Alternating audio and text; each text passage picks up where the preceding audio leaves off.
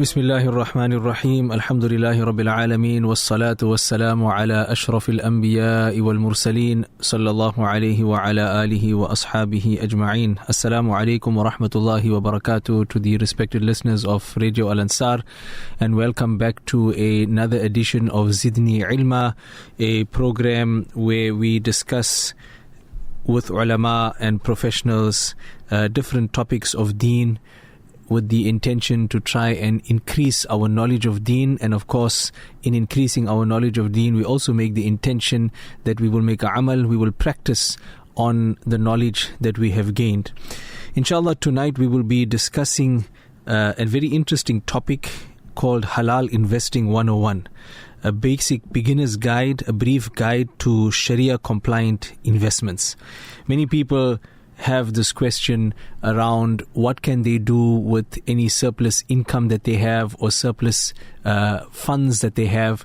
Where can they invest it? How can they invest it? What is compliant from a Sharia perspective? What is not compliant from a Sharia perspective? And this is a very common question that people often ask. And so inshallah tonight we will be discussing some of the investment options that people can have, and this is of course particular to South Africa. So we'll be looking at the Sharia side of it firstly. Secondly, we will be looking at the tax implications, the income tax implications. And thirdly, we'll also be looking at the zakat implications of these types of investments. So these are some of the investment options, the more common ones, the easier ones for people to get involved in.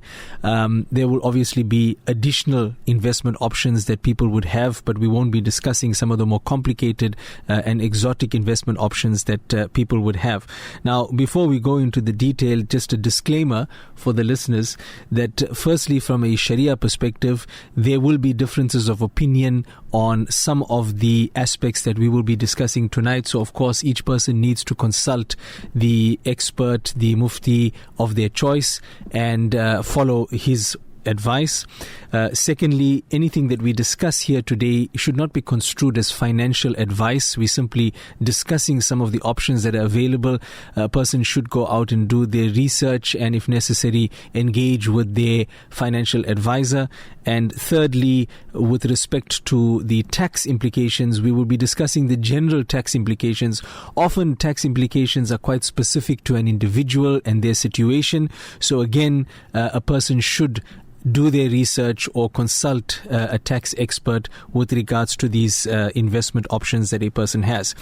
So moving into some of these options, people often have this question that we've got a little bit of extra money, we've got a little bit of extra income, what should we do? And this is actually a very good way of building one's wealth. It's a good way of saving. Saving is a culture that we should be instilling in ourselves, we should be instilling in our children, no matter how little it may be. Even if it's 50 Rand or 100 Rand at the end of the month that a person has surplus after he's taken care of his needs, it's important to start putting some funds away. And this is also the advice of our pious predecessors. Hazrat Sufyan Thawri rahimahullah is reported to have mentioned that when you are engaging in your financial affairs, don't rely solely on the tawakkul that the Sahaba radiallahu anhum had, because they had a very high level of tawakkul.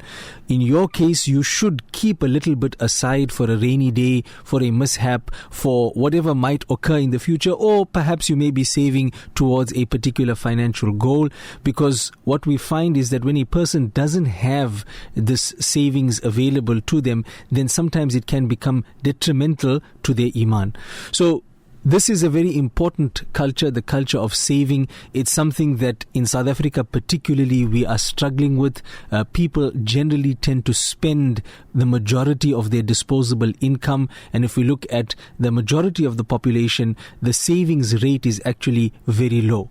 So as a Muslim, as a believer, what savings options are there available? Now, the first one that we're going to be looking at, and the most basic one, is to put your money into a bank account.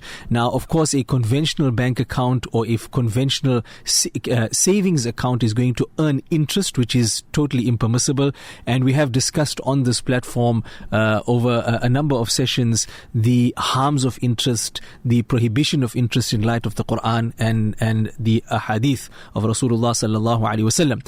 But that being said, alhamdulillah, we do have many options today, particularly in South Africa and in different parts of the world, where there are alternatives, where there are Islamic Sharia compliant alternatives of bank accounts and investment and savings accounts that are available. So this would be the first option if a person is looking to save some of their funds. Now, how these generally work from an Islamic perspective is that a person will engage in a mudaraba transaction. This is a classical financing mode or classical type of transaction where you have a person that provides the capital and another person that then invests that capital or puts that capital to work. So you as the depositor, you would be the mudarib, you would be the person that, you would be the Rabbul Mal, you would be the person that is providing the capital, and the bank on the other hand, of course it needs to be a Sharia compliant bank, would then invest those funds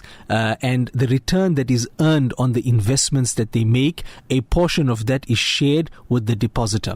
So this is in summary the most basic form of investment, cash on hand, that a person should have, and when putting together one's portfolio, there should always be a certain minimum amount of cash that is available at short notice so that a person can access that for any type of emergency.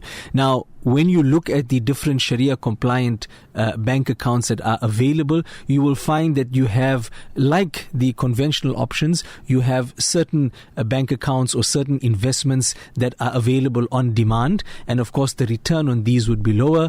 And then you have others that you put your funds in there for a restricted period of time, sometimes for 32 days, sometimes for 6 months, sometimes for a year, and of course the return on those would be higher. So the most basic form of investing one's funds or keeping one's funds would be to keep them in a bank account that is going to earn some sort of profit, not interest, some sort of profit. So one would need to do one's research and find something along those lines that would assist a person. Now, from a tax perspective, from an income tax perspective, there are some amendments that have been made to the Income Tax Act some years ago to incorporate Sharia compliant investment solutions. So where a person earns profit, for example, in this situation, on that bank account, from a tax perspective, it is treated as interest. And the same amount of deductions for interest income that are offered would be given for the profit that is earned on a Sharia compliant bank account.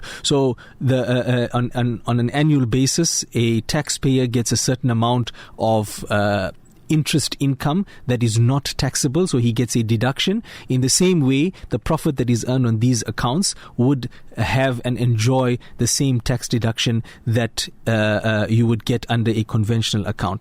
Now, from a zakat perspective, the full value of what is sitting in this account would be subject to zakat, because zakat is due on all cash and cash equivalents. So if you've got R1 million, for example, sitting in this account, the full R1 million will be subject to zakat on an annual basis. So from a zakat efficiency perspective, this would not be a very efficient investment because you would have to pay that zakat out on an annual basis. Now, an interesting a point that I just wish to make here as we discuss investments. A question often arises is that should people be making investments based on zakat efficiency, and should they be choosing investments that are more zakat efficient than others? Now, when we talk about more zakat efficient, we mean that if I invest in a particular category of asset, the amount of zakat that I'm going to pay is potentially going to be lower. So whilst zakat is something that we need to pay happily, whilst zakat is something that we should look forward to paying and treat it as the ibadah that it is, at the same time, Mufti Shafi Usmani, under the commentary of the verses of zakat and interest, also talks about one of the wisdoms of zakat. One of the wisdoms, not the only wisdom, one of the wisdoms of zakat being that it encourages people to invest their capital in income generating assets. So what do we mean by this? That zakat is levied on cash and cash equivalents and gold and silver. Anything that represents cash or cash equivalents or represents gold or silver or trading stock, all of which are not income generating assets. These are assets that are cash in themselves or will be turned very quickly into cash. On the other hand, income-generating assets like property, equipment, vehicles, if they are not bought with the intention of resale and they are income-generating assets, meaning a person is going to be renting out the property or he's going to be using the equipment in the process of manufacture, these do not attract zakat. So one of the wisdoms of zakat is that it encourages us to move our capital towards income generating assets rather than keeping our funds in or our assets simply in cash equivalents, gold and silver. So from a zakat perspective, of course, you would pay zakat on the full amount of what is sitting in that bank account. Now, if we look at the next category of investment that people generally look at, especially when they want to invest their funds and they're looking at investment options, is the option of property. Now, can I invest in property from a Sharia perspective? Is it Sharia compliant? How do I go about buying the property? If I am going to take out financing, and this is the most important aspect, is if I'm going to take out financing, is there a way for us to finance the property in a Sharia compliant way? So at a basic level, property, whether residential or commercial property, is a Sharia compliant asset. There's nothing wrong with property in itself. Of course, what that property is going to be used for, if you're renting it out and who you're renting it out to and what activities are taking place, there is a discussion around that. But the actual property itself is a Sharia compliant asset. Now, if a person needs to, and this is generally the case for most people, they need to finance the purchase of that property. How do they go about financing that property in a Sharia compliant way? Are there Sharia compliant alternatives? And the answer is yes. Now, it doesn't have to be the method that I'm going to be discussing with you tonight doesn't have to be on or through a bank, although there are many Sharia compliant banks that are out there that will provide you with these solutions. This can also be done on a private basis. How would we go about doing that?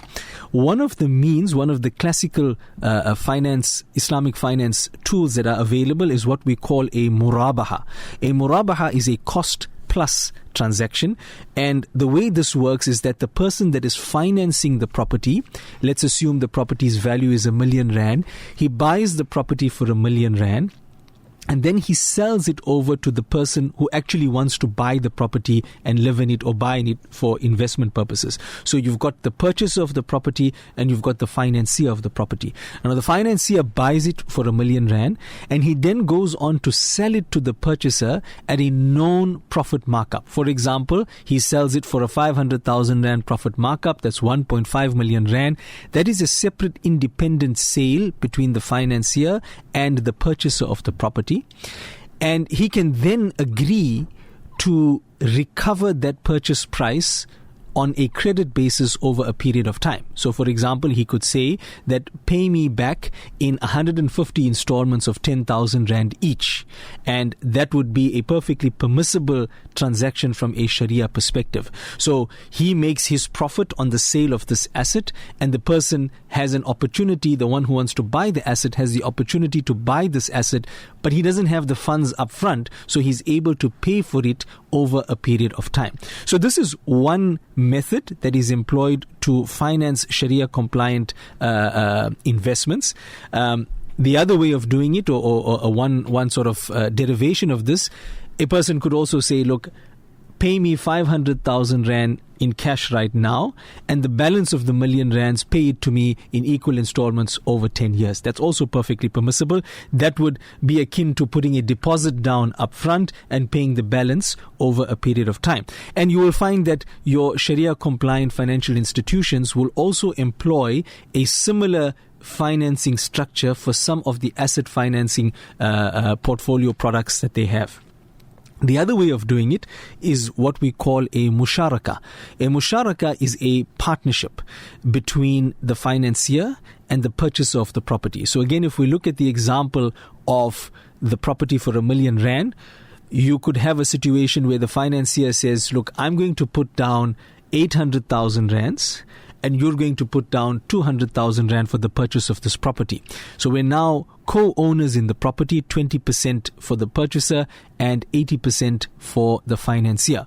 And what then happens is that the financier, on an annual basis or over a period of time, sells off portions of his shareholding to his co-owner, to his partner in this property. So for example, he might say that in year 1, I'm going to sell 10% of the property holding at a certain price, and obviously that price would include a profit on his original investment so that he has a return on his investment, and he could also make that payable over the entire year or over a period of time. And again, this is one of the more common ways that your Islamic financial institutions would finance a property if you had to purchase any property from them on a Sharia compliant basis.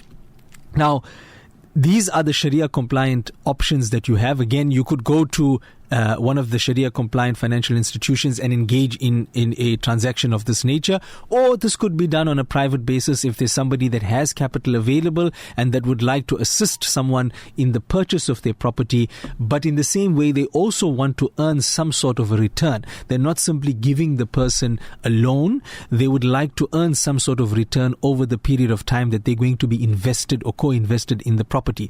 So it's very important that if one is doing this on a private basis, then the flow of transactions needs to be done in the correct manner so that the transaction is Sharia compliant. So do make sure that you engage with a Sharia expert if you are doing this on a private basis. Of course, if you have an accredited Islamic financial institution, then they would have the process flow done in such a way that the transaction is completely Sharia compliant. But that is very important to ensure that the transaction is Sharia compliant, the manner in which it takes place, the risk that the investor or the financier in our example needs to have. It's very important, because if there is a problem in that area, it could make this transaction non-Sharia compliant. Now, from a zakat perspective, this is where it's quite interesting. A person that invests R1 million in a property, for example, no zakat is payable on the value of that property on an annual basis, as long as the person is not a property seller. So the principle from a zakat perspective is that if you buy an asset with an intention of investment and not the intention of trading in that asset, meaning you're not a property seller or you're not a share seller or whatever else that you're buying, you don't buy and sell and earn your income from that underlying asset, rather you're buying the asset with the intention of capital growth, then there is no zakat that is payable on the underlying value of that investment. So coming to our property example, if you have R1 million property in your portfolio, at the end of your zakat year, that R1 million is not zakatable. Contrary to the fact that if that money is kept in a cash form in your bank account or in an investment account, zakat is payable on the full value and it would be added onto your zakatable assets at the end of the year. So this is quite zakat efficient. Zakat would only be payable on any rental income that you've earned that is still on hand on a cash basis at the end of the year. So for the finance people and the accountants that may be listening, zakat is worked out on a cash balance sheet basis. It's not worked out on the accrual basis.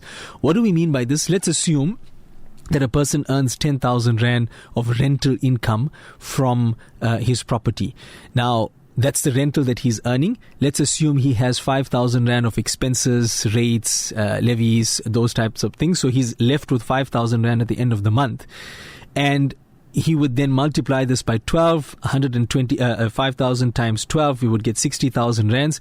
If he has that 60,000 rand in cash on hand on his zakat date, then that 60,000 rand will be included in his zakatable assets. He would not include the full value of 120,000 rand of rental income, because 5,000 rand of that has gone out every month for the payment of expenses. In addition to that, the residual 60,000 rand, if he has already spent it before his zakat date, perhaps he's bought another property or he's bought something else that's not a zakatable asset, then there would be no zakat that would be levied on on this amount at the end of his zakat year. Now, when it comes or when we look at it from an income tax perspective, the property side of things, a person, of course, when he invests in the property, he would pay transfer duty. And this is something that's important, because when you're comparing different investments, and we're going to be talking about shares and unit trusts, you need to be aware of the fact that when you buy property, and if it's valued over 1.1 million rand, you're going to be paying a minimum of 3% transfer duty. So this needs to be factored in. It's a tax that's payable to government, and in addition to that, there's some conveyancing costs, etc. And if you're financing this transaction, even if it's through a Shariah compliant financial institution, you are going to have to pay costs for the attorneys to register the bond against this property, which may be a Sharia compliant bond, but at the same time you would have to take into account those cash flows. When it comes to your income, how do you treat the tax on the income? So of course, if you've got rental income, you would include that in your taxable income, and you would pay that at your marginal tax rate. If you had to sell the property, you would then be liable for capital gains tax. So capital gains tax would be the profit that you've made on the property. So assuming you bought it for R1 million, you sell it for 1.2 million rand, the capital gain, very simplistically, would be 200,000 rands, and SARS would take 40% of that and multiply it by your marginal tax rate to work out your capital gain. So that's the way in which capital gains works out. And when it comes to property, of course, you're going to attract capital gains tax, whereas if you had put your money into an investment account, there wouldn't be any capital gains tax, because there's no capital growth that you would incur in that situation. So this is the tax implications of investing in a property. You would have the tax on your rental income, the net rental income that you have, which would be at your marginal tax rate, depending on what other income you have, etc. And if you sell the property, you would, of course, have capital gains tax. From a zakat perspective, zakat will not be payable on the value of the property. It would only be payable on any residual cash earned from the rental income that you have at the end of your zakat financial year. We are discussing halal investing and the basics of halal investing, and we've been discussing two investment options from a Sharia compliant perspective. One is an investment account and the other is a property transaction. We now move on to investments in shares listed on the stock exchange. So the first question is that, is it permissible to invest on shares in the stock exchange? Now, there is a difference of opinion. Some ulama of the view that it is not permissible, and we won't go into the technicalities of it, but there is a large body of ulama locally and globally that are of the opinion that the principle of investing in shares on the stock exchange is permissible. However, there is a framework that needs to be looked at before you invest in a share. And the framework that we're going to be discussing today has been put together by a body that is based in Bahrain. It is probably the leading standard-setting body for Islamic financial institutions around the world, and that is the Accounting and Auditing Organization for Islamic Financial Institutions, known as IOFI. Now, IOFI has been around for a number of years, a few decades, and they look at how they can provide solutions from the classical Islamic and Shari'i sources to contemporary and modern financial challenges. And the ulama from around the world sit on panels, and they try to find ways of providing solutions. So without going into the details of that, and perhaps we could discuss that on another show, they've put together some screening criteria that we need to bear in mind from a Sharia compliance perspective before we invest in shares. The first one is, of course, the underlying business of the company that we're investing in has to be Sharia compliant. You cannot invest in any company that is involved in non-Sharia compliant activities. For example, a brewery that makes alcoholic beverages, a financial institution, a conventional insurance company, a company that's involved in pornography, some of the media and entertainment companies, any company that's involved in gambling. The underlying activities, the core activities of the business need to be Sharia compliant. So that's a qualitative criteria that is adopted. And then there's quantitative criteria which need to be met in order for us to be able to invest in that company. The first one is that if that company has any interest-bearing debt, then the interest-bearing debt to market capitalization as a ratio needs to be less than 30%. So the view of these scholars is that it is permissible to invest. For example, let's look at MTN. MTN's core activities, telecommunications, it's permissible. MTN does have interest-bearing debt on its balance sheet, but as long as that debt is less than 30% of market capitalization, that criteria would be met. So that's the first quantitative criteria. The second is that any impermissible income earned by the underlying company needs to be less than 5% of total income. So for example, let's look at MTN again. Core activity is permissible, but it has some of its money in interest-bearing bank accounts, and it earns interest on that. The interest income that it earns cannot be as a percentage of total income more than 5%. So that's the second criteria. The third criteria is that those interest-bearing deposits that it has, so invested in bank accounts, etc., should not be as a ratio of market capitalization more than 30%. So again, it should not be more than 30%. So these are 3 or 4 quantitative criteria that you can find with regards to whether a business is Sharia compliant. The other criteria is that you shouldn't have a business where the majority or all of the assets are made up of only cash or accounts receivable or debts. The reason for that is because if you have a business that is only made up of cash and cash equivalents, there's no other underlying assets, you cannot trade that for any other value besides the value of the cash. If you would do that, then you would have riba, you would have interest. So that's something else to bear in mind. So if you're looking to invest in shares and you want to invest directly in shares, these are the criteria that you would need to bring into play and look at before you invest in those shares. And once you've invested in those shares, the next thing that you need to do is that on an annual basis, if you earn any dividends, you need to purify those dividends from any impermissible income. How do we do that? Simple example, let's assume MTN makes 1 billion rand of profit in the year and they declare that as a dividend.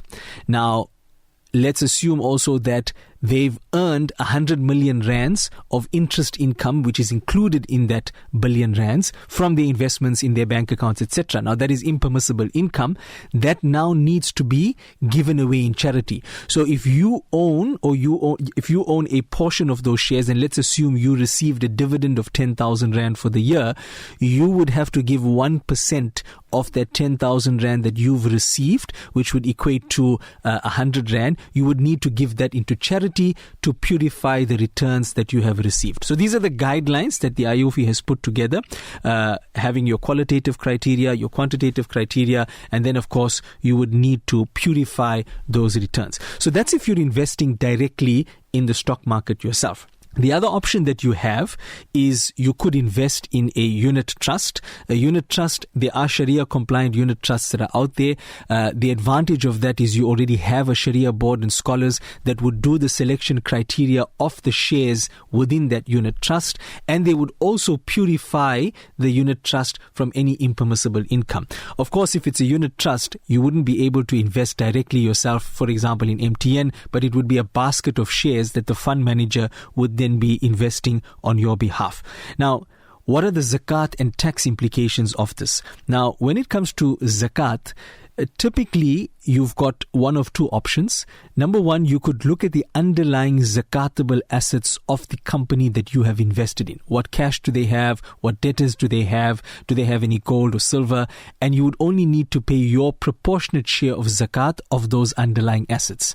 However, if you're unable to get that information, and particularly when you have a unit trust and there's a portfolio and you're unable to get the components of that entire unit trust, then the other alternative is that you would pay zakat on the market value of those shares on your zakat date. So this is treated very similar to cash and cash equivalents.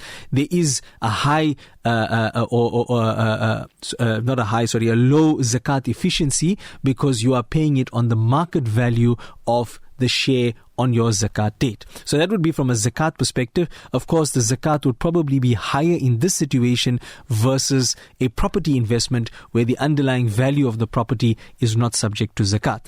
From an income tax perspective, you've got two streams of income tax that you're going to be incurring. The first is that when you earn any dividends, there's an automatic 20% dividends tax that is levied, and it's taken away at source. So you would pay 20% on any dividends that you receive, irrespective of your marginal tax rate.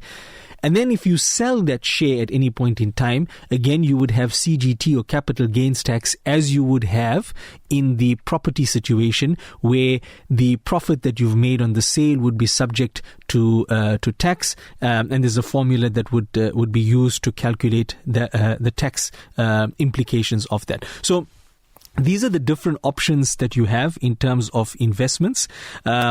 The cash in your bank account, looking at the zakat implications of that and the tax implications of that. The second, you have a property investment, and we discussed the Shariah compliant ways of financing their transactions, and also looking at the zakat implications and the interest implications. And the third category of assets that we looked at were the shares on the stock exchange, or alternately a managed fund or a portfolio, which is a unit trust that you could invest in. Again, it would need to be a Shariah compliant unit trust, and we looked at the zakat and the tax implications. So in conclusion, you should look at your specific situation, whether you're able to save 50 Rand a month, 500 Rand a month, or 1,000 or 5,000 Rand a month. These are some of the options that you have available from a Sharia compliance perspective, and you would need to weigh up the zakat and the tax implications. Just one point on zakat and why zakat tends to become important is that often there is a large cash flow burden which you may not be able to service if your investment is attracting a high level of zakat. Let's take a unit trust, for example. If you've got a unit trust as part of your retirement portfolio and you're close to retirement and the value is quite high, then the zakat bill is also going to be quite high, and you may not necessarily have the cash flow available to service that zakat debt on an annual basis. You have the value of the investment which is there, but from a cash perspective, it's not always possible. So these are some of the options that you have. When it comes to investing one's funds, these are passive investment strategies that you have. There are specialist investment advisors that are out there, and alhamdulillah, in South Africa, a lot of work has been done over the last 2 decades to create Sharia compliant investment products, whether it be in the banking space for your investment accounts, whether it be from a property perspective and the financing of property, or whether it be unit trusts and shares on the stock exchange. There's a lot that has been done to provide and offer Sharia compliant solutions in this space. And so in this environment, it's important that we are particular about ensuring that our transactions in these spaces are Sharia compliant.